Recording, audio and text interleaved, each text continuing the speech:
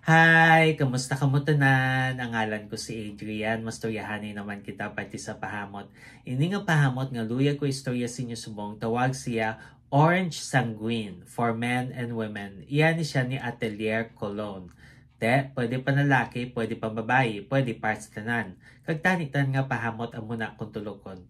Kag perform ni siya, botang belon, isa ka baso kalayo bago ka masimutan. Ano ni siya klase nga pahamot.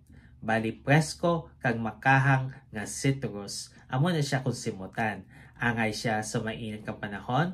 Ang temperatura nga para sa iya is between 70 to 90 degrees Fahrenheit o kung 21 to 32 degrees Celsius. Ano ang iyang mga nota? For the top, we have blood orange, bitter orange, kag blood mandarin. Ang blood orange kag ang blood mandarin matamis nga mga citrus. Tapos ang bitter orange, pait nga citrus.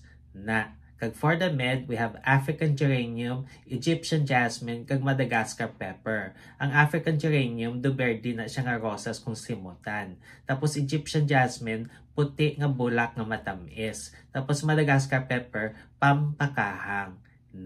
Kag for the base, we have sandalwood, amber, tonka bean, kag Texas cedar. Ang sandalwood, amo na siyang oriental nga kahoy nga masimutan mo sa sini nga pahamot. Tapos amber, pampainit. Tapos tonka bean, duhilamon nga matamis. Tapos Texas cedar, mahamot nga kahoy.